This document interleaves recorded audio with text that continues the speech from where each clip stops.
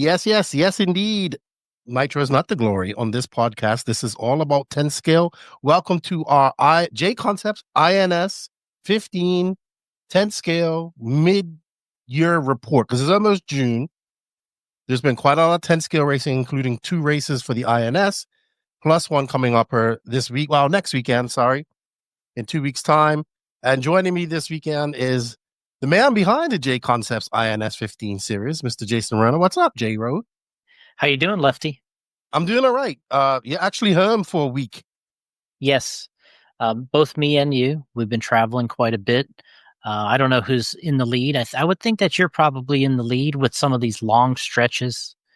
Man, you've put in 3, 4, 5 weeks on the road, and it's not easy to do that. So, but I mean, I'm sure everybody appreciates you being there and doing those events, and kind of going between 10 scale and 8 scale now with your schedule. So it's nice to see that. And but yeah, all of March, I think I was somewhere every week in March, including Australia. So that's right. You have me on miles and destinations. There you go. So I have you on driven miles. Okay. Yeah. That's lots of driving. You did go down to Australia. The last time we saw each other was at INS in Michigan. Mm-hmm. You were not at PNB because you was in Australia for the warm-up. That's right. So things are getting serious, man. We're only like about 5 months away from the Worlds, pretty much. So yes, it's starting to become a serious thing here. You know, we just had you had to warm up a couple of months ago. We just had the Dart Nats, which was good as well. Mm-hmm. INS was good. We've had a lot of good 10 scale racing in this first half of the year.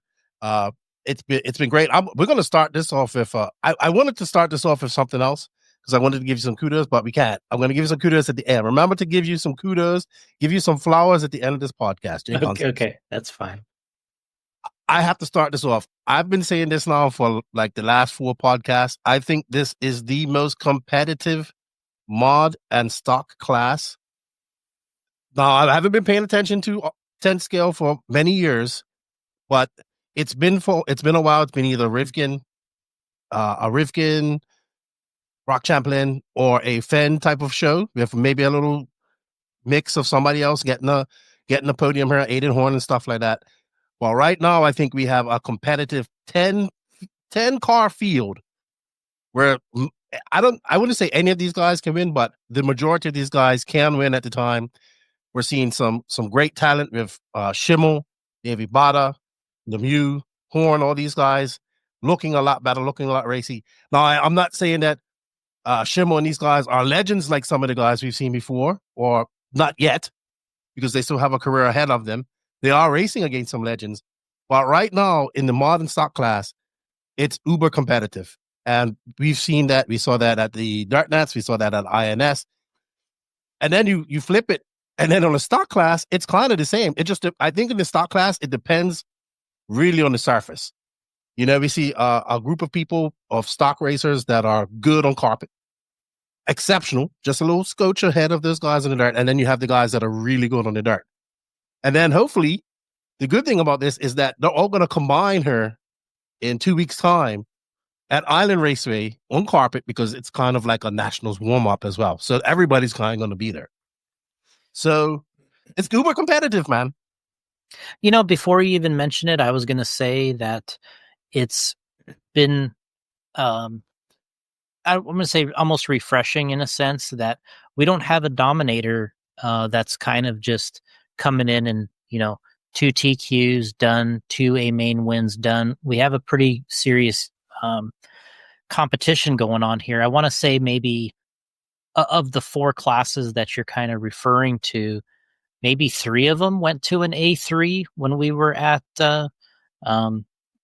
RC1 for our second event there. And I want to say maybe, because I know at least the mod classes went to an A3, and I think one of the 17.5 or 13.5, if not both, went down to an A3. So I agree. I like this competitiveness. We have some different heroes kind of shaping up at these different events. Like you said, there's some drivers that tend to gravitate their skills more towards carpet or more towards dirt. And like you said, that's what we're seeing. And we're seeing it in both classes. Seeing a couple guys that are starting to show some signs of some greatness on the track. And can they continue that type of success moving forward is now what the measuring stick is. So you can kind of sneak up on people in this or in competition. You can sneak up on people, but once you become a winner, there's gets a target on your back, and then you have to be able to kind of fend these people off, right? And that's what the drivers like the Dakotas and the Mayfields and the Spencers, and they've been at the top of this game for quite a bit in their class of specialty, and they are able to stake their claim. They're able to come back, have a good race, kind of reclaim some of what's theirs, and so we're seeing some new drivers entering the picture, and it's usually a rough entrance for anybody trying to break into the elite, because the guys don't handle it very well when a new person is beating them. There tends to be conflicts and arguments, and people that don't they don't take too well to being beaten, and you got to go through as a wall there. Brock Champlin went through it. Him and Spencer had their fair share of run-ins, and not just them, but others. But you got to kind of break through those walls. You got to get that respect, and once you get that respect, that's when you can start, kind of running off these wins of your own. Yeah, absolutely. If we're gonna go off of INS, the two people that impressed me the most in mod were not the winners, but it was actually Schimmel and Davey Bada. I thought they were the two fastest guys in mod at that race. Bada just kept getting like the shit end of the stick. It seemed like a lot. He kept getting caught up in traffic. Schimmel made mistakes, and I swear, Schimmel also backed off a little bit and checked up for Dakota. Right? That's what I'm trying. I was gonna get into my point later about Xray. But Bada was I thought Bada was the one guy that could make a mistake, chase down Fenn when he was up in the lead and catch him up, but he would make another mistake or get taken out. And it was unfortunate for him. He was fast all week. He seemed that way at the dirt nets as well. And then who impressed me in stock was Aaron Mitchell. Yeah. Aaron Mitchell was very good. And out of the Florida boys, who surprised me was I was surprised that McCoy Martin was very good. Very good. But who surprised me was Chavez. I thought Chavez was going to be, because that's his carpet. Yeah. Right? Carpet is his thing. And he was kind of off in stock. He did do double duty. He did do mod as well. Yeah. And I would say Nate Sutherland also kind of was somewhat disappointing with his results as well, because I was excited that he was going back down to stock, which I've been vocal about him staying there. And he started off okay. He did win truck, but just didn't have that finish that he needed and that he wanted. And it was a Dustin Fox, who was absolutely kind of the only person who really had something for Fox was Mitchell, to be honest. And those two battled it out. And like this guy, Mitchell, he doesn't even have a painted body. He's just like, I wish a painted body, like just a white body. And it was exciting to see. And I know I know at Island, there's going to be faster guys like Jovi, and I hope he comes because that kid's fast. And then, of course, we're going to have the Raymond brothers and Passione. They should be all going to this race because it's a warm-up. So we're looking at a very stacked carpet race coming up very shortly. Yeah, I mean, that's what we're going to see. It's and it's a track that I like going to. We started going there on a recommendation. I don't know if it was from it was from Tor Ott, I believe, that gave us the recommendation. Either him or Joe Zaire, one of the two, gave us this recommendation to go to Island to race. And I'd never been there. I just looked at the photos online. I said, hey, I trust these guys. They've been to our races, and let's do it. And we went there, and it's a cool building, and it's a cool racing atmosphere, I think, that we're going to have there. And obviously, we're going to see some more battles. We're going to see some of these disagreements. We're going to see some of these people not happy here and there, because that honestly, it's a lot of today's racing is like that, because especially when you're going to have carpet or high traction dirt, there really only is one line to race.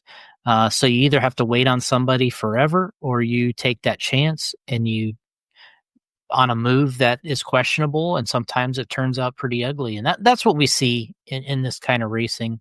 I don't necessarily blame the drivers, the way it kind of pans out at times. I don't think anybody is really malicious out there and just trying to take everybody out, because usually when you try to take somebody out, you have to be pretty good at it to drive away yourself without having a problem. So I think it's stuff that happens due to the nature, the speed of this, the one line nature of the racing, and the way it goes. That's why it's important to qualify well and put yourself in the position where you're the one that somebody has to take out to win, because then chances are things are on your side with races, officials and replays. We went into that. We did some replays there at RC1. So we've gotten into a little bit of all of it so far. Between Lance and myself, you were there, Danny.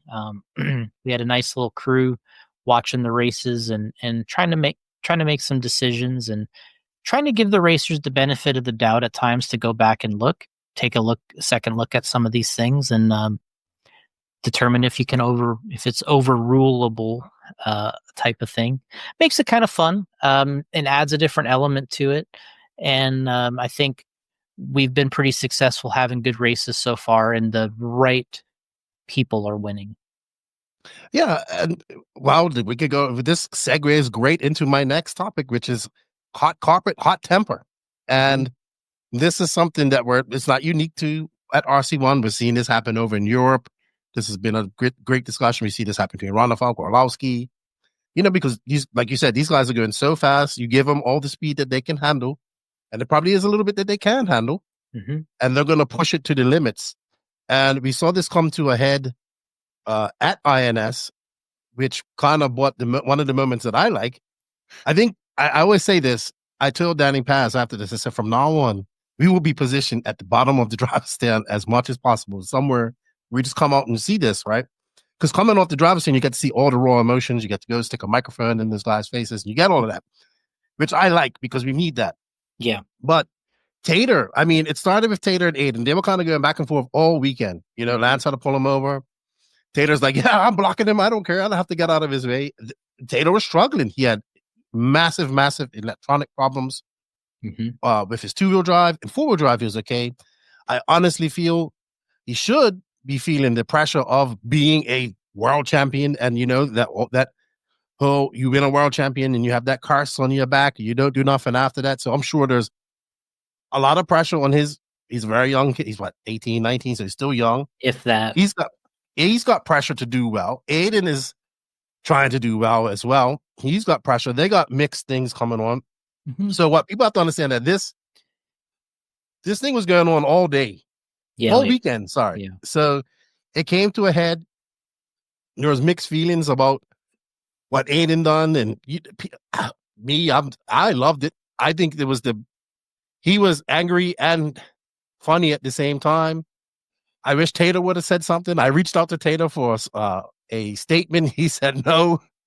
He's like, I'm not giving you a statement. So yeah, we got our moment. I mean, you was right there. Charlie Swank was right there when it happened. You guys were like, I was shocked. I like that type of stuff. I think this wouldn't have happened 5 years ago in the live RC industry. So that to me, that's a good thing. Some people may frown on it, but hey, you have to understand that these guys are racing for money at some point, or racing for some contingency at this point, and they want to win, right? They want to win. They want to do well. They have to do well, right? Because that's their survival.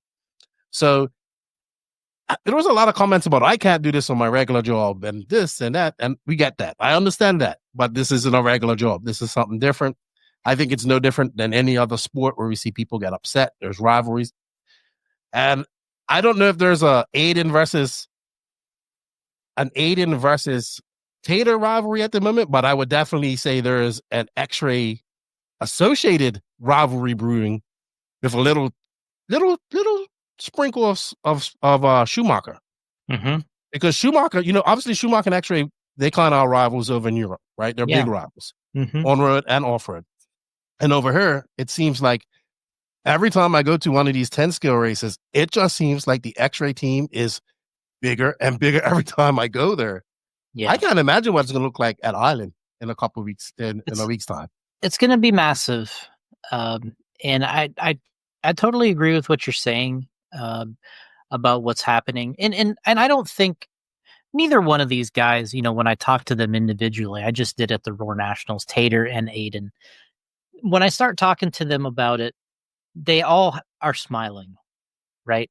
Like Tater's smiling about it. He's like, "What are you going to ask me? Like, what do you want me to do?" Like, and Aiden's the exact same way. He's smiling. He's like, "What did you think?" Like, and he said that I think that the two guys are still kind of friends, to be honest. Like, I think if one called the other and said, "Hey, do you want to go whatever, golf or whatever?" I think they would both go.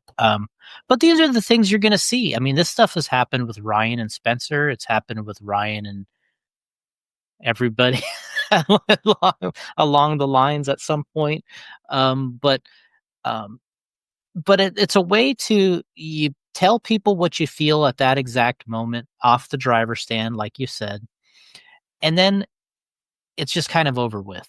And I think that there isn't necessarily, to me, driver stand and just off a driver stand comments maybe shouldn't be taken personally, but more of just getting something, because like you said, these things are very emotional. And I think if somebody calls you something on the driver stand or just off the stairs of the driver stand, a name or something is a lot different than if they walk up to you on the street and call you something. Because in your mind, you're thinking, well, they're upset about what happened. So I get it. Like as a racer, racers seem to kind of get some of these things. So as long as the line is not crossed, as long as we're not getting physical, as long as it's not too taxing on one specific person, one person's not getting attacked or verbally attacked every single race or whatever the case may be, as long as there's still a little bit of good nature fun there, I guess, it's not too bad. Sure, I can understand some people not agreeing with it or wanting to be a part of it, but it is a competition. You are going to get people that are emotional. I thought Aiden's response was, like you said, it was funny, it was entertaining, and he didn't really say anything that was necessarily untrue that was happening that weekend. And I think he mentioned that they were friends, and I do see them being friends still in the long term. But I don't think that's going to stop one or the other from yelling at each other on the track still. I think that's going to happen because the way the racing is, as we explained, the speed, the one line nature.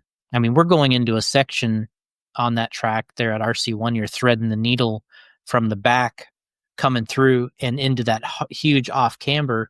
I mean, you're in a distance there that is maybe at the most 1.5, 2 car widths.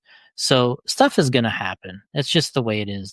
Something happened with Dakota and Aiden there once coming out of that section. They got into it a little bit, and Aiden wasn't, or both weren't really happy with the way it turned out. And I think that you're going to go into that a little bit later, but I think we're going to have this. And I think as long as it stays kind of in the building and it stays on the driver's stand and just off the stairs, it's okay to have a little bit of playful stuff, but as long as it doesn't turn nasty. And I don't think that relationship between the two of them are that nasty.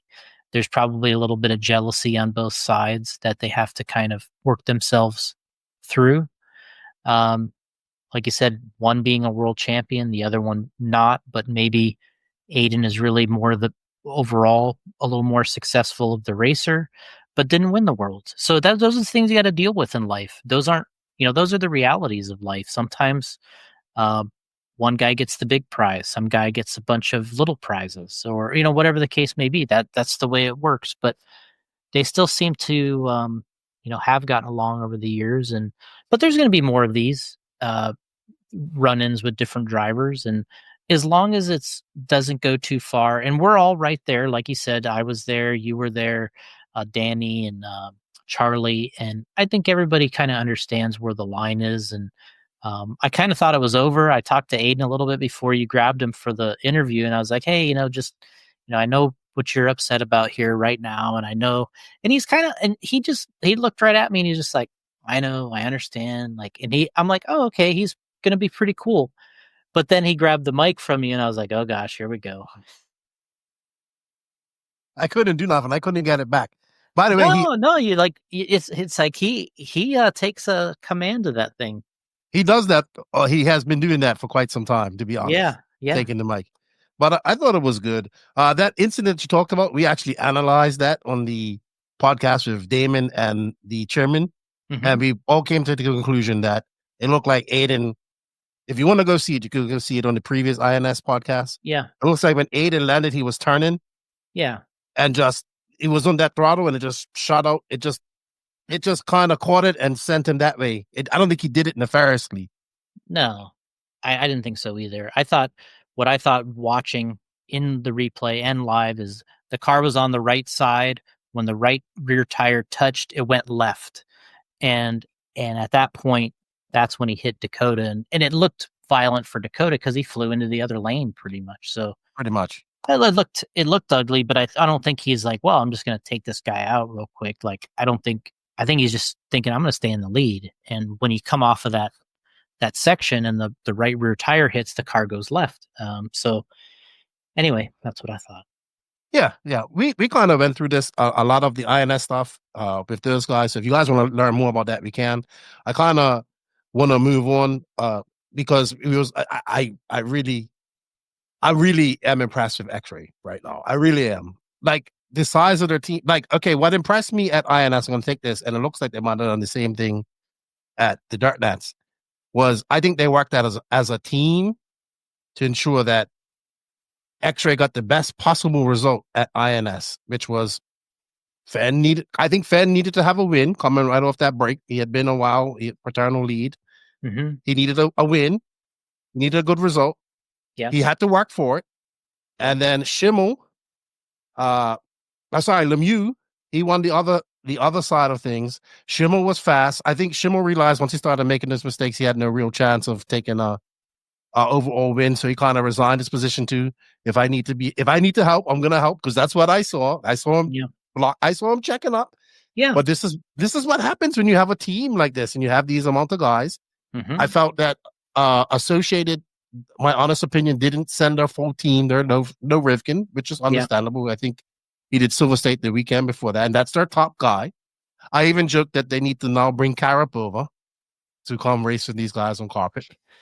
Yeah, but you want things to get heated.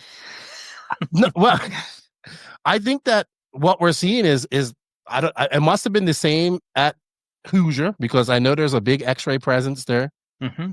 I think that Xray has come into the U.S. market in the last year. Well, let's be honest, since the forfeiture of the team of TLR, like Xray was growing then, but then it just all those guys just went there, and they're now all together on this team. It's huge. You go to this team, you go to these races, and they're there to like kick ass and take names. That's what they're there to do, to win races. I don't think there's a particular person that they want to win. They want to just everybody. They want to win as a company. Does that make sense? Now they might have a particular person, like Fenn might be the golden child, but they also have, I think they realize that, hey, we might get a victory over her, or we all have to work together. And I think Schimmel, Fenn, Lemieux, right now are three guys that can win any race out there. Yeah. So, no, there's no question about it. I think what it is 100% the breakup of the TLR team is what's started all this in our area or in the U.S. because TLR had a very solid team of drivers, not only on a world and national level, but a regional level. And the majority of them went to Xray, and some of them went to Schumacher. And I don't know if any went to Associated. So basically, Associated had the lion's share of the drivers, the racers. And then you had Xray and Schumacher, who didn't have much. They had some, but not a lot. And then it kind of the landslide happened here, and now they're Xray is probably sitting just as powerful from a racing standpoint as Xray, or as Associated and Xray are very comparable now in terms of talent. And then Schumacher's not that far back with Brock, Tom, and Nate, and other guys that I'm missing. But what I see is there's Associated drivers that have been groomed coming up through the ranks that they have to deliver also. They've been given these opportunities. They've been given these positions, and it's time for them to start delivering on some good results and put them back in the position where they are the more dominant team. That they've been in 10 scale over the years. So they have people there. They have people in place. They have drivers that they've kind of promoted from within, and Davey Badas, and there's a lot of these type of drivers. Eventually, we're gonna have the Raymond brothers coming in racing mod. So they are coming. There is a sort of another group of drivers, but at the moment it's kind of a stalemate between the Associated and the Xray, with the Xray getting a little bit better of them here so far the last few events, and guys like Brennan coming into his own. It's not that he wasn't fast. He made the A-man at the Worlds already with the TLR. People talk to me and say, look, the guy made the A-man at the Worlds. This guy's, he's already good. Like, it didn't come from nowhere. Like, it's like we were at Hobby Action. He was probably one of the best 3 qualifiers there in terms of how he looked on the track. He looked fantastic. So it's possible. Yeah, I mean, that's a great segue into one of my next topics is Schimmel. And he's been very impressive. Now, I met Schimmel when he's racing 8 scale. He wasn't racing 10 scale. Me too. I think he had a Kyosho, right? Kyosho card. Yeah, Kyosho, and I think he was Xray at some point too, as well. And then I remember, this was before I was into 10 scale, and I remember he went off to stock, and I was like, why are you running stock? Because I was still I was blind, but now I can see. You were hating, right? You were hating a little bit. I was a big stock hater. And he was a very good stock driver. Very good. He was a very good stock driver. He was very dominant. He won a lot of big races. And then he moved up to mod. And I think he struggled a bit, right? Yes, he made the final at the Worlds. This is a great accomplishment. I'm not disputing that. But he wasn't winning races. He wasn't he could get a podium here and there, but he had to go. It's just a whole nother level. Yeah. It's a whole nother level. It's like going from collegiate sports to professional sports. Yeah. It's a complete different level. And he has to go take his lumps and his bumps. And I think Bada was right there with him, right? Yeah. And we've seen people do this. I'll give you a prime example, and this is no diss to him. Matty G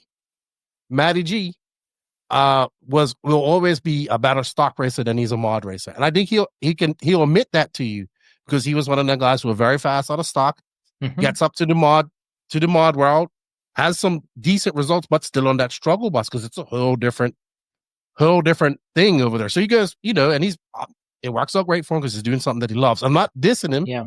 I'm just saying there's many guys that have done that, right? I would say right now who's on that bubble is Leverrier. Doug, he's moved up to mod. He's not making these A finals. You got to get over the mental ego bashing that it is to yourself, because it's like, man, I can't make an A final, and I used to be a shoe-in for the A finals in the podium before in stock. Yeah. And he has to weather that storm. And then if he's good enough, he'll be right there with those guys where Schimmel and Bada is. But I think Schimmel, my opinion is Schimmel got on that Xray before all these guys. Yeah. Near the end of last year, and he started having good results. I think he had a good result at Cleveland. I think it was. Yeah, he won there. He won there. Yeah. Yeah, and man, I was very impressed with him. Like I'm uber impressed with him. I saw him at when I watched him at INS, and he was just cool, calm, and collective, and like those guys were copying his car because his car was good, right?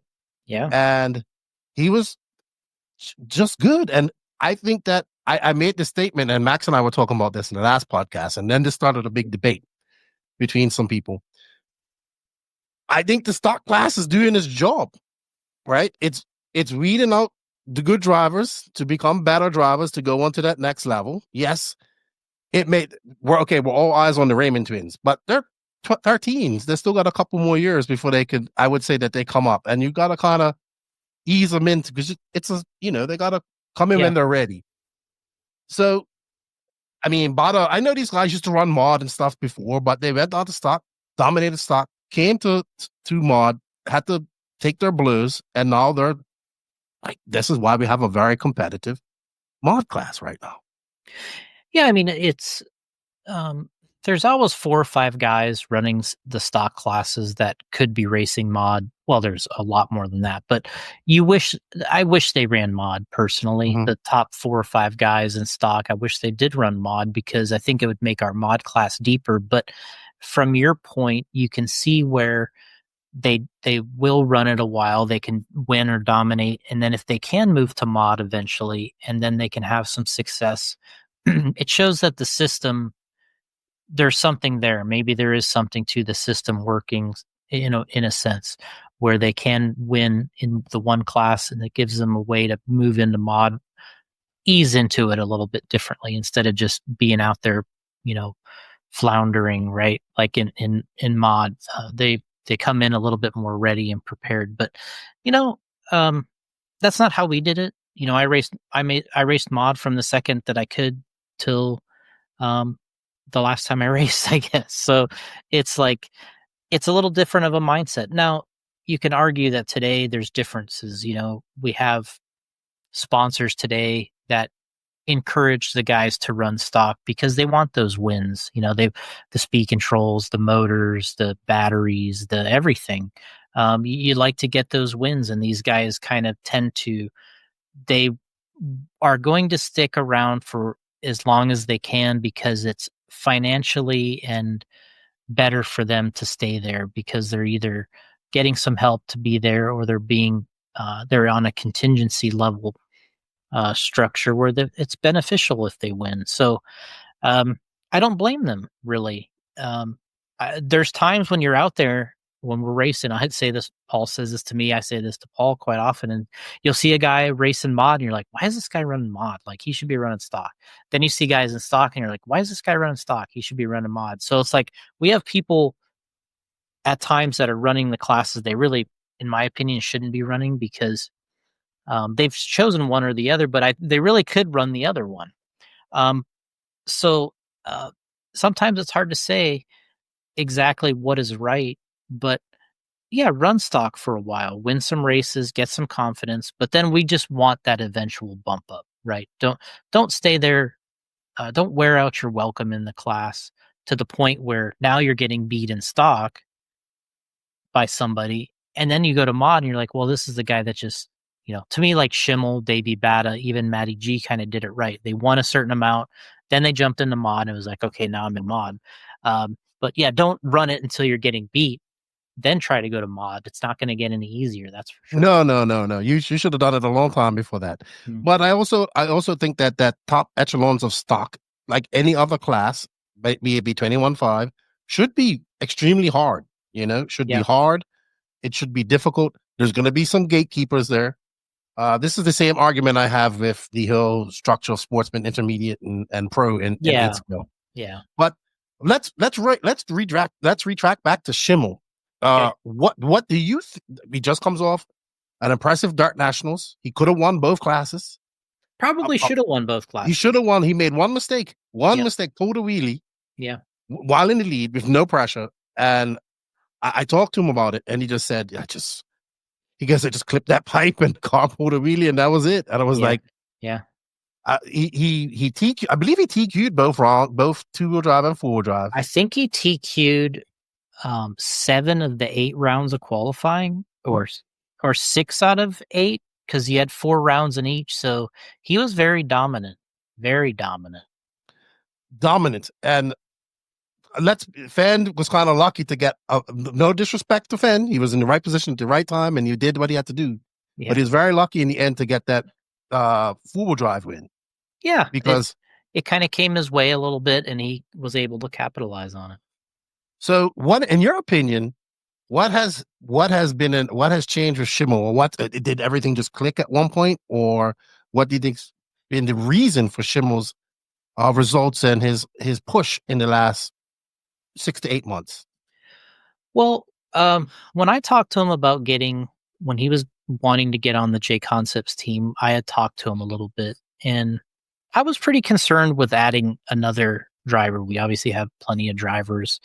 And I was pretty concerned with adding another driver because I was concerned about putting people ahead of other people, right? So we have people on the team that have been X amount of time. They get an X amount of support from us based off of their performance, their influence, and their time on the team, right? So I was concerned about adding somebody, throwing them in there when I didn't know where to put them, ranking them amongst the guys we have.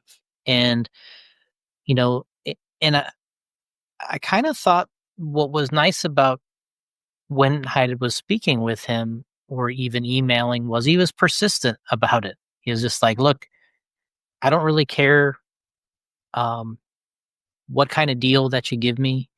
I just want to be on the team because I think this is the best product I should be running right now. And I just want to get the best results that I can get.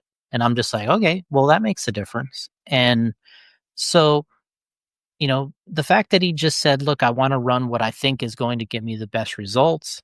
I was like, okay, so this guy kind of gets it from the standpoint of he's trying to build his case with multiple companies that, hey, I kind of belong and I think I can do better than what you've seen. But I want the best product I can get, and I'm willing to do what it takes to run that product. And that's what he did. And, we worked something out with him. I told him, I said, hey, if I have any kind of constructive criticism, is just be more of a professional. These guys, sometimes they joke around, they prank each other. And I said, you know what, all that stuff's fun. But if you want to be the best in this, you have to be a little bit better of a professional, and you have to show up with a little bit of more of a killer instinct, and you got to put these guys away, and you got to be able to have that kind of mentality to be able to race with them, because otherwise they're going to bury you. And one little thing, one little problem, they'll jump on you for it, and then they'll try to beat you down mentally and on the track, right? So you got to be strong with these guys. And so I think that he's done a better job at focusing on that, starting at the beginning of the year. I think it's still his nature of his personality to have some fun at these races and be a little bit more of a jokester. And I think that is fun to be around in the pits and to be a teammate with somebody like that. But also, you got to be able to turn it on when the lights come on and you have these big moments and big races, and that first qualifier starts or that first main starts. You got to be able to run your best, and that's what he's done. He's ran his best at some of these events when the lights come on, like the Roar Nats or the race there in Ohio, Scotty's race. He's had some great results, and this is the first time I think I've seen someone this dominant since maybe a couple Dakota weekends at a 10 scale as Brennan was. And now the challenge is to back that up. Okay, I do have something. I have some speed.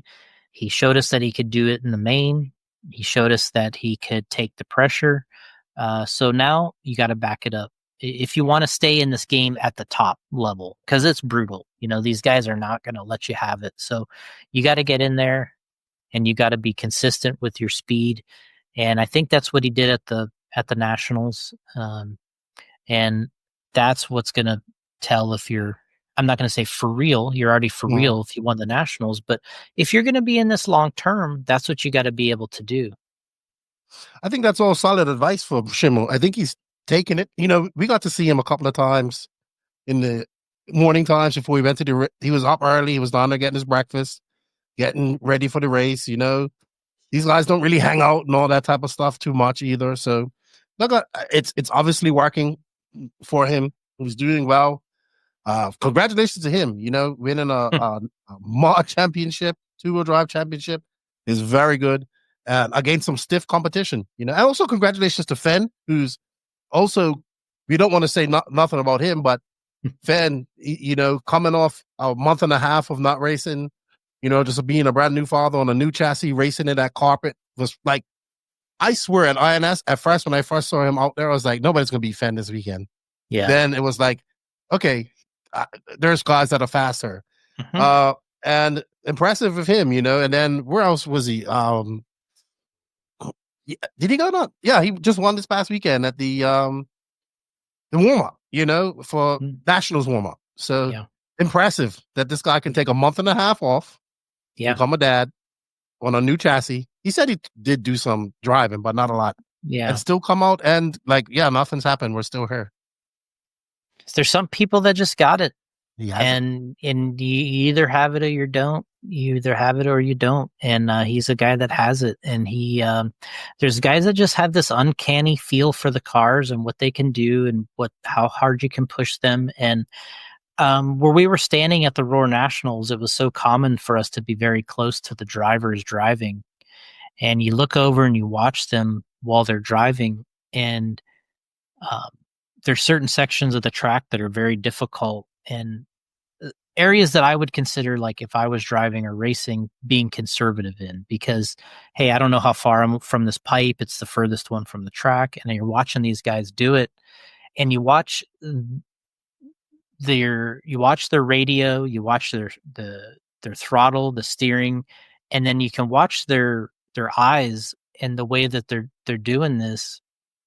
And there's no hesitation. They're not hesitating. They're confident in that line. They're confident in where they want to be. And that was what was amazing. That's what you see with these guys that have a great bit of talent, is they're confident that they can put these cars within a very small area, several millimeters from where they want it to be and where they're predicting it to be. They're very good at doing that over and over again. You can see by their reaction when they're doing it, by their inputs. You can see their face, that they're not surprised that they're close. They're not surprised that they're close to hitting it. They're like, no, that's where I'm putting it. I'm putting it there. And they're surprised when they hit something. That's when they're surprised. They're like, oh, I made a mistake. How does that happen? That's a good example too. So it's like, then they're like, oh, something must have happened with the car. I made a mistake, or that it's not working. It's like, well, sometimes you make mistakes, when you're there's sections of the track where the car it disappears. It goes behind the pipe. You go behind a pole. But these guys have the ultimate confidence. And that's the difference, is when you have that high level of confidence as a driver, and then your equipment's working, there's really no stopping you. And that's where a Dakota and these guys, Mayfield, Nate Scale, these guys have a lot of confidence in their ability. They have a lot of savvy of this, the racing game. They know it's not a 5-minute race in 8 scale. They're longer races. And they know how to play the game, and they've been there enough. If you've been racing since you've been 5 and 6 years old, you kind of seen it all. And guys like Dakota, they kind of got that. And that's how you can kind of wake up, time to go racing. And then you still have a feel for it better than, 99+% of the people, because you have that great feel. Absolutely. Before we move on to the stock class and then the Dirt Nationals, anything else you want to add about the mod class and maybe who was impressive for you? Or even the track always look good at they're at Hobbyplex, glued track, big, huge. Look really good. I've yet to go to a race at this facility. Hopefully that changes this year. Right. Yeah. I didn't really think about that, but that is true. I've been there, but I have not been to a race there. Yeah. So would you guys stop by? Maybe is that what it was? Yeah, we stopped Okay. by. Yeah. I'll kind of look here, but the one that really comes off the top of my head is Davey Bata. He got second. He qualified second. He finished second in two-wheel drive. I asked him if he thinks that's his best result he's ever had. He said yes. That's the best result he's ever had. So I was impressed. He actually was the closest to winning that race of anybody else. Had Brennan made a mistake, even a bobble, I mean, they're less than a second apart in that last main. They're basically 0.6 of a second apart in A3. So Davey ran a great race under pressure. According to the times, he actually had the fastest run in A1. Track is faster in the beginning of the day, but he had the fastest run of the main events, 13.5 flat. So he was really impressive. Sometimes he's a little inconsistent. You don't know 100% what you're going to get. Are you going to get the guy that's battling to contend for the win, or is he going to, be in that the latter part of the event? 6, 7, 8. Is he going to be battling there? But clearly, he did not mind taking that A1 win, and then in A3 he gave Brennan all he could handle, and so that was super impressive. It's not that I didn't expect it, but he was solid. I mean, that was big. That was top stuff. With Brennan in front, him in second, and then Dakota was just a tick behind him in third, and in the third main. So you're doing it with outrageous pressure Competition from the top guys in the business. So obviously we had Cole Tollard made the mains with the Schumachers. Everyone forget a little bit about Cole Tollard. He's an amazing racer driver from Wisconsin. He's kind of the original Chase Lemieux from that area. So yeah, made the mains with the Schumachers. That's the best he's done with the Schumacher equipment. Cavallari continued just to make both mains. biggest surprise. I was shocked that he made. I said he's having better 10 scale results than 8 scale, but he made the mains and he didn't finish last. I think he even got a top 5 in one of his finals. Well, what I was looking at is, so I have I have my theory about how you, when you age in this, what you lose, right? Like I just completely made it up. It's not based off of anything, but I kind of made it up. And when sometimes I look at these results and I kind of look at it, and Cavallari actually got inside of, however you want to put it, the handicap that I have for people past 25 years old. He actually made it on a few of his runs. He made it inside of that invisible wall that I have there. So it was that was impressive. He did good, but he really did what he's best at. He was in the B qualifier. He ran 5-minute runs. He didn't make his mistakes. He did what he knew he could do for the whole time. And there were other guys much faster. You look at the lap times, there was a big difference in lap times between Brennan and Cavallari, but he did what he knew he could do, and he did it for the entire time. So it's like the Fernando Alonso of 10 scale. Well, I mean, a lot of times people forget. You're like, well, this is the guy that a lot of people consider the best RC racer of all time. This shouldn't really be a surprise, right? Like, this guy is he's won some races. He knows what he's doing out there. He is not a rookie, that's for sure. I would say that who would probably be disappointed from this race would be Rinderneck. He would want better results. Mm-hmm. And I think Brock, because those guys did not come to INS. They went testing on clay. Mm-hmm. And, some of these guys didn't get that test session. But then again, like a Davey Bata, I will give him a caveat. He does have a glue track. So he's Oh, probably yeah. very used to the surface as well. Of course. But Yeah. that doesn't take away that he was still fast at the previous weekend before that, at Lioness. Yeah.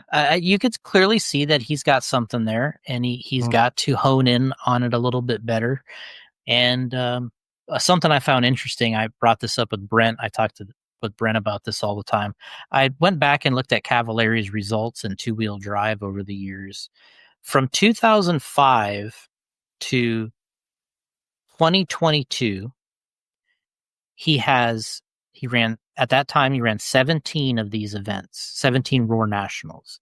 He has 6 first place finishes and 7 seconds, 1/3, 1/3, 1/4, and 2/5 in 17 Roar Nationals. That's pretty impressive. So he's either, and Brent was like, okay, figure it out. He goes, it's a 2.1 average.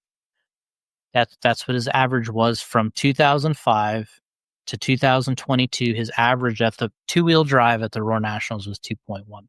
Won 6 of them and got second 7 times. So he's pretty good at that class. That's very good. Very good. What is he? 2-time world champion in that class? He is a 1-time, I think. 1-time, 3-time four-wheel drive. Yeah.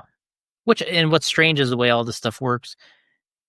He may be a better two-wheel drive driver than four-wheel drive driver. That's what's kind of funny about the whole thing. So, I think it's what, for 4 Reedy championships? Yeah, sounds right. Yep. Guys have got an impressive resume. All right, let's move on to stock. So it was the Raymond twins and Dominic Passione show, kind of, this weekend. I'm not surprised at that.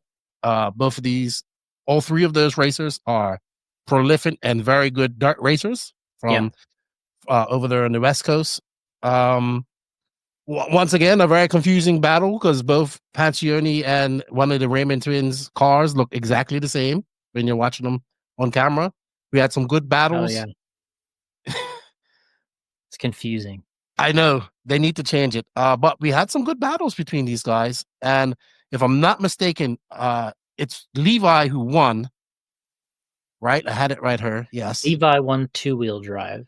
And Dominic won four-wheel drive. But last year, was it Chase that won two-wheel drive? I don't even know. That's what we're trying to figure out. I have to go look. I have results here. But tell us a little bit about the stock class. How was it? Talon Henley he won A2, I believe, in two-wheel drive or four-wheel drive. Home track was a lot of hopes riding on him as well. You know, being his home track and getting a big winner in stock. But man, very hard, very difficult in this very uber competitive stock class.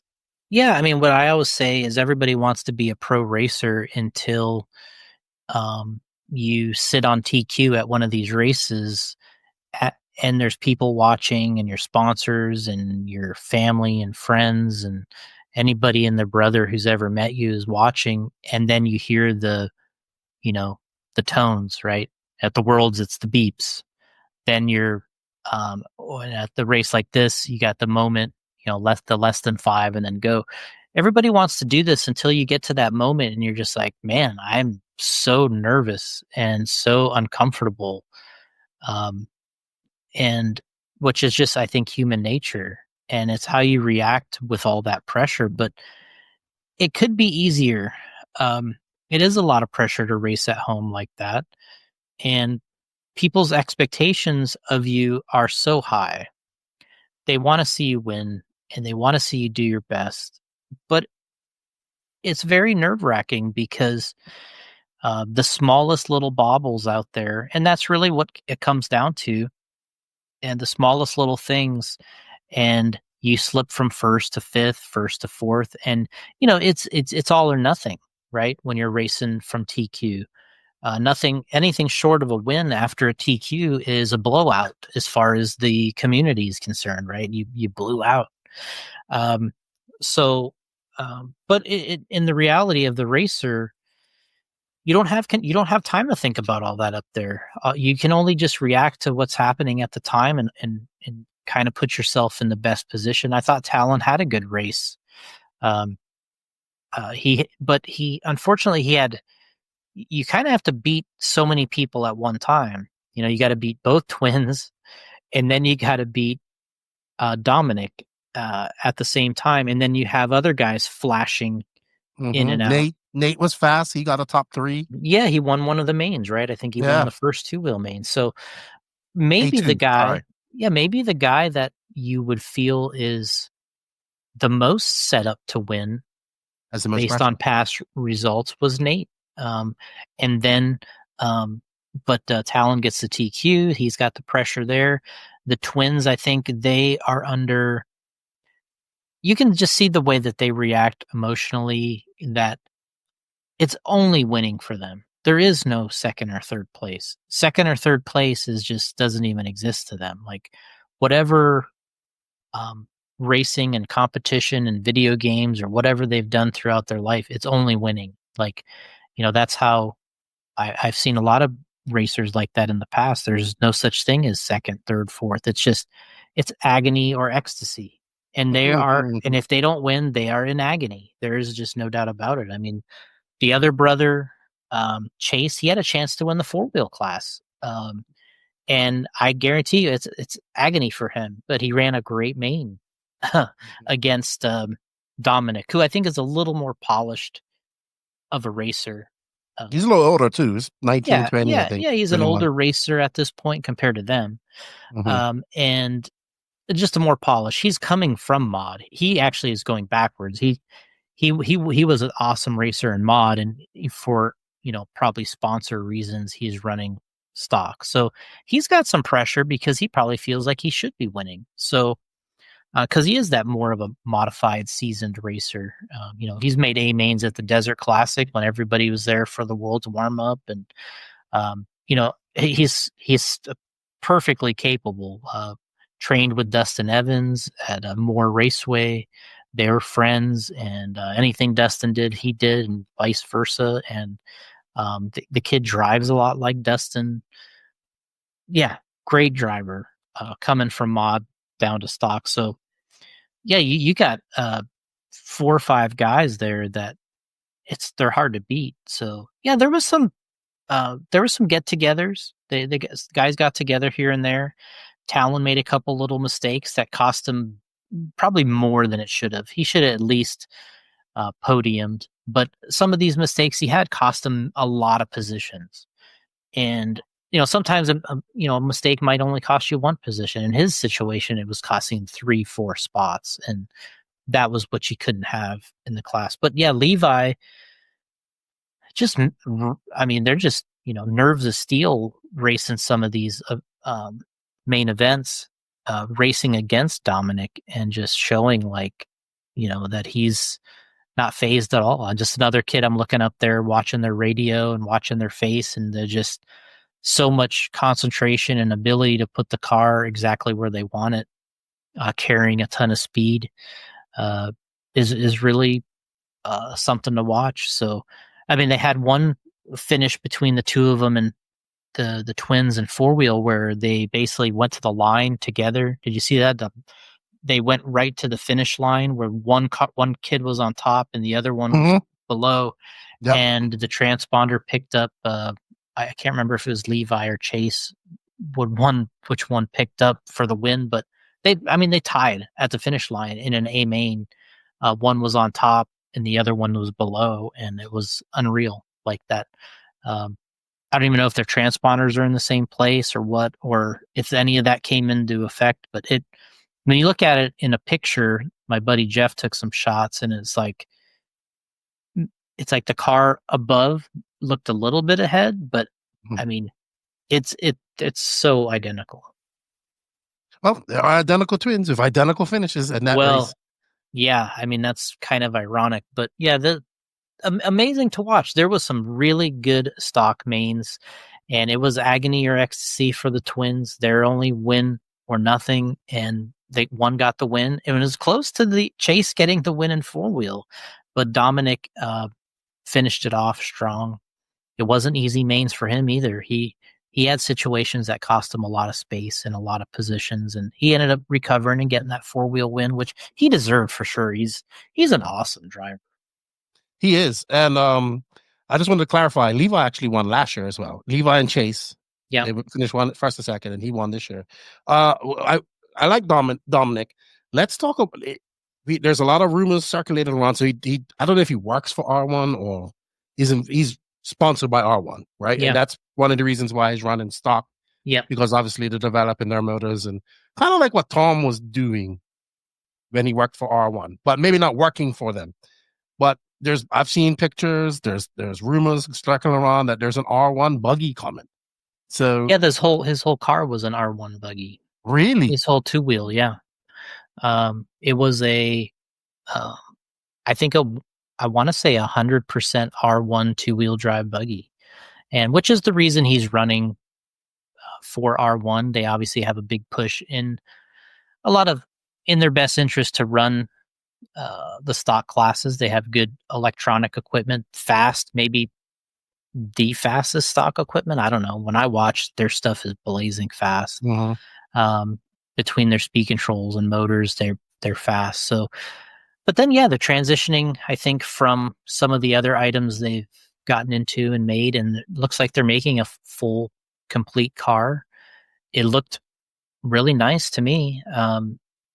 I didn't really go, and although I think him and his dad would have let me check the car out and handle it, I didn't ask. But I looked in walking by, and it's kind of what you would expect in today's day. It's just it's a mix of other vehicles that are out there, the Xray, the associated. It's kind of a mix of things. It's not anything off the wall and different, but it visually looks nice. Okay, sweet. So that's good. I mean, there's a gap, right? There is a market for it right now. We have the TR22X that dropped, and we have to give some flowers to him. He didn't make it with the 22X, but Hunter King made the 4-wheel drive final. He did get railroaded. He got hit hard in one of his finals that I saw. Another hell of a driver, Hunter. He is. He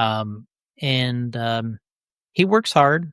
He wears it on his sleeve too, and he puts the pressure on himself, and he will. He was doing some good stuff with that car at 2 races I was at earlier this year. I was in Arkansas for a race that they have there, March Madness, and I was there with my buddy Jeff. We did a March Madness race there, and Hunter was running really well with that new TLR car. He had it there, so it'll be interesting to see how it does overall in the market, considering what has happened. But I will say that I think it's getting a lot better of a response out there than I felt that they would, considering what had happened and how people seem to wait to make a bad or a negative comment about Horizon. There's been a lot better comments than I was anticipating, which is kind of nice. They did a lot of PR. I mean, they did I think Brian and I think Frank Rink did a 45-minute video on it, right? Yeah, you kind of have to. Yeah, you kind of have to.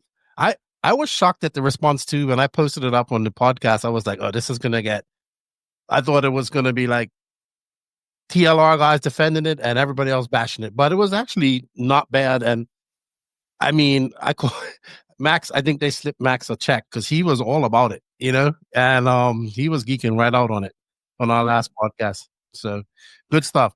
Well, then they have a stadium truck coming behind it. I know Hunter was running that at the race, and so they have some things going. I don't know that it's 100%, no expense spared into RC racing, but they're going to have the vehicles and the kits out there for people to enjoy that like the brand. Yeah, and not only that, like there's that RPP program still going on, right? And there's still people collecting some money at these races, even just regular series races and stuff. And they have their discounts. So you have the loyalists that will stay. Yep. But I give Hunter King his flowers. He made the 4-wheel drive main. He's up there. He's like the top TLR guy now, I would say. And he made a final. So I'm giving him, well done, Hunter King. Well done. I'm sure he'll be messaging me after this. Good. All right. It was a great Dirt Nats. I enjoyed it. I watched a good bit of it. Congratulations to Fend. Congratulations to Schimmel. Congratulations to the Raymond twins. And also to Dominic. Now I'm going to be watching INS next week because I'm not going to be there. Patrick's going to be doing the commentary. So that's going to be fun. Let's see if Patrick likes doing the interviews, right? But he doesn't. When he sees people angry, he doesn't like putting the microphone there. Where I'm like, right there, like put it right there. Like, so I hope he does that because I think like the Raymond twins are coming. I think we're gonna. I wonder if we're gonna see reverse. Like, so the guys that I saw at the bottom of the final here, who do we have? Aaron Mitchell's, the Dustin Going to be Foxes. fast, super fast. I think it's Those gonna guys. be like this. I think it's gonna be crazy. I hope Jovi comes. I really do. I I think don't think he he is. I will. think he is He going. is. I think so. I that kid impressed me. You know why he impressed me? I saw him 2 years ago at Carpet Champs, and that kid was doing some homework. Mm-hmm. While everyone is out there wrenching, he's doing homework. And I'm like, Yeah, he's not even worried about the smart racing. kid. He's a smart Smart, kid too. fast on carpet too. Mm-hmm. So I think next weekend at Island is going to be. I'm actually upset that I'm not going. Off the chain. Yes, it's going to be some good carpet racing, and I love carpet racing. And I think in both of those, I'm sorry I'm not talking about the other classes, but the stock 17.5 and 13.5 classes and the two-wheel drive and four-wheel drive mod classes is where my passion is. I think it's going to be some good racing, and there's going to be some people who are not going to be happy. That does happen for sure. So I think Danny and those guys jet out Tuesday or Monday probably Monday because it's in Iowa, so it's another long drive, and they'll be going up to the Island Raceway. I know a few people are disappointed I'm not going. I'm disappointed I'm not going. I am coming to the Omaha race for the next dirt race. So I'll Have be you there. been there? Have you been there? I have not been to Hobbyplex yet. Yeah, that's a whole nother experience too. It's going to be hot. I know that. Yeah. Hopefully it's a little drier than Florida heat. Yeah, it's hot. No, that doesn't sound good. That doesn't sound good. It's going to be interesting. Elite RC Productions will be doing all the coverage. Patrick will be doing the announcing, I believe, mixed with Lance. And of course, we have the Pazinator, or the Pasmanian Devil, or the Cheat, as I like to call him, the cheater. He's like a human. He's like a human cheat code. Dude, the guy's smart. Like, you gotta see Danny Paz figure out a problem. He walks in front of you, like talking to himself and shaking his finger. And then I got it. And then he's amazing. He's very smart. I want to I know I said this was only going to be an hour, but I really want to get your quick thoughts on the World's Warmup. What you guys learned on there. Mm-hmm. I know you're not going on there as a tire company because obviously it's a spec tire, but what were your thoughts of going on there, checking that all out, and going on for the warm up? And that kid, that not kid, but that guy Lockley, who looks to be kicking some ass on there. Yeah, it's not an easy trip, but I did have a really good trip going there, Orlando to LA, LA to Sydney. I happened to ride with Scotty from the airport. He was on my flight. I rode with him from the airport to the track. We went straight there, and I'd had nothing but great experiences there. I think everybody that is qualified for that race should definitely go. It was a great area to be in. The track is in this park setting. People are calling it Jurassic Park because there's all these bird noises and different things going on in the background. I loved it. I liked being there. The whole experience was great, and we did learn a lot. The drivers ran, I think we counted up something like 1,000 laps. I think Aiden counted his laps somewhere around 1,000 laps, and I think everyone that was there probably got something in that area. So obviously a new track layout will change things. For a lot of drivers, I think Lachlan Donnelly, he's going to be quick no matter what. He's seasoned driver. I think he was in the B final at Hobby Action, coming to a track that he doesn't really race at. So this could be another Schimmel, in the making. You never really know. This could be everyone doubts somebody that they can do it or get it done when the big dogs, and who knows? He could just say, you know what? I am the fastest guy on this surface and track. I don't care what layout we put in here. And I think there's a lot of people that would like to see that happen because, sure, I think sometimes people get sick of the same people winning all the time. They want to see new winners like Schimmel and others kind of crack open these big wins. So it'll be interesting to see. I see that he'll be in the game. Spencer, Orlowski, Daniel Klobovic, whoever I'm missing, but those were the guys that seemed to be the quickest when I was there. Obviously along with Lachlan, so who won both classes. But I'd recommend anybody that's qualified, for sure they should go, and they have the means to go, they should go. I think they'll completely enjoy it. There's nothing like having an international world's experience for a driver from the US. I think it changes everything for you. Your mentality about the importance of the worlds and how it feels and the vibe. And you learn a lot. That's what I did as a racer. You learned a lot about the vibe and what it takes to produce at that high level, and how the stakes kind of raise a little bit. So I would definitely recommend it. The race promoters, the guys that run the track, they have a good group. Even the online presence was good. They brought Scotty in to do the commentary. They had RC Race Media. RC Race Media is the one doing it. They were interviewing. They were doing the same stuff that a lot of you guys do on a consistent basis, but it was professional. And Scotty was giving his 2 cents there constantly as the commentator. And they did a little something different. They ran the speakers of Scotty to the pits and to the spectators, not towards the drivers. So, for people that don't know, at the Worlds, you normally don't hear any announcing. It's just especially like when we were in Spain, all you hear is the guy, the referee says car 1, car 2, car 4. They don't even reference the driver. You could have Ronafolk and Mayfield and Ungaro and everybody in the same race, and these guys don't even get mentioned.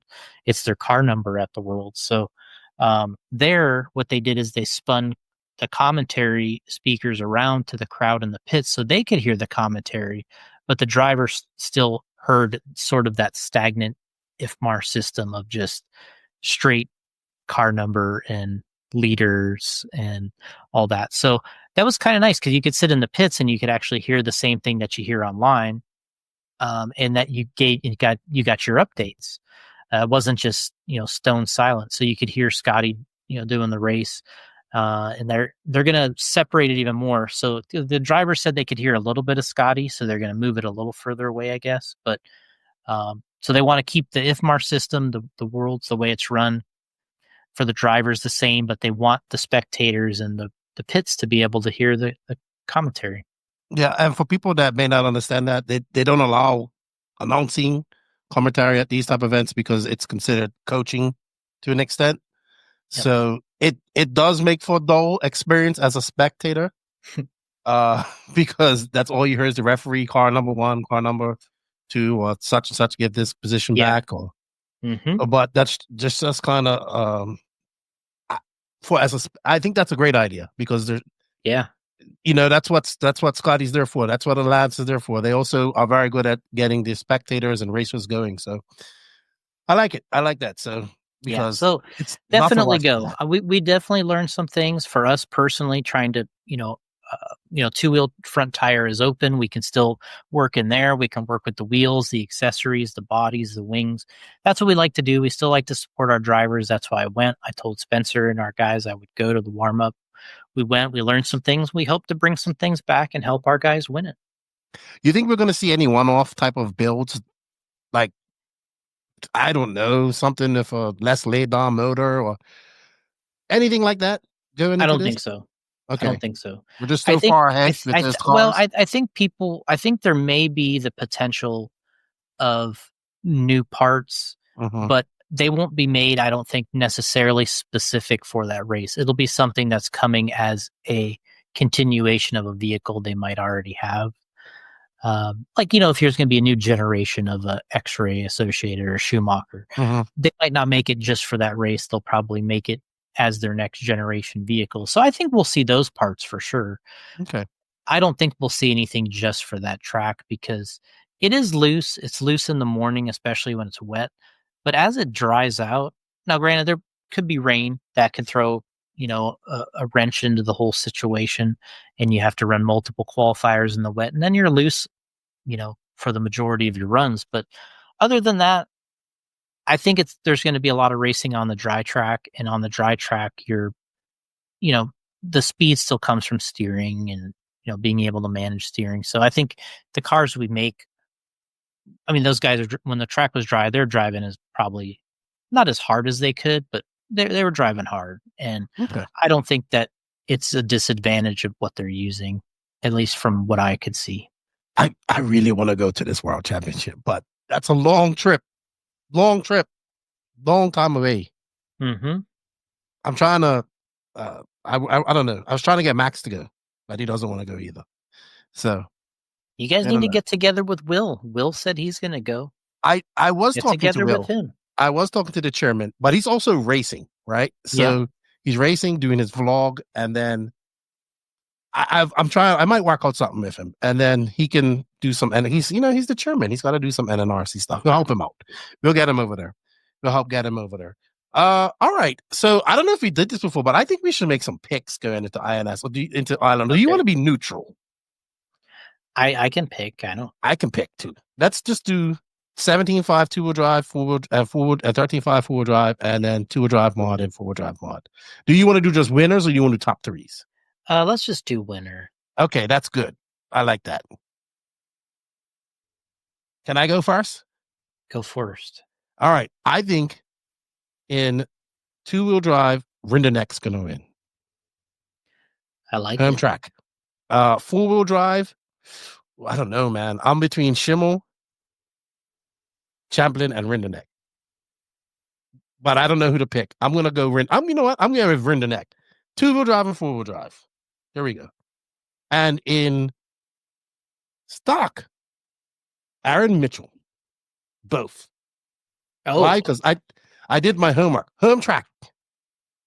Both him and Vaughn. So you were setting this up. You already knew. You're like, I'm going to check in here a little bit. But if Jovi's going, there might be some. There could be a lot of people that upset that. But Jovi is like a very close second right now to me.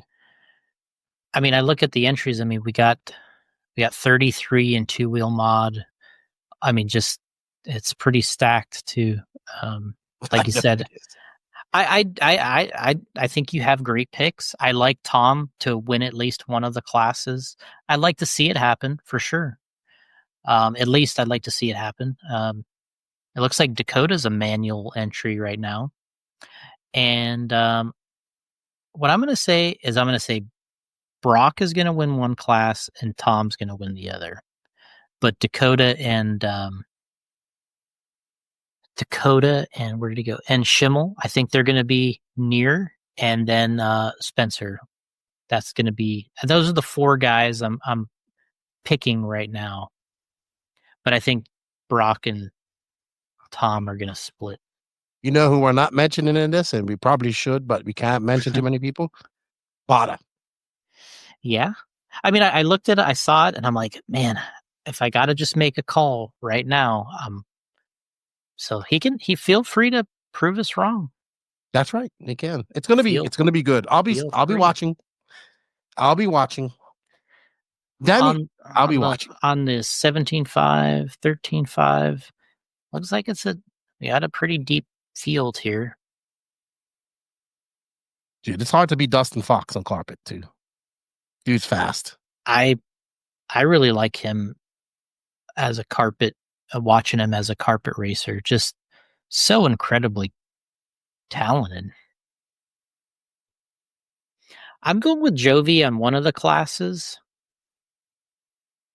and Nate in one of them, and then one of the Raymonds in the other. So I think Jovi, if he runs truck, he'll win truck.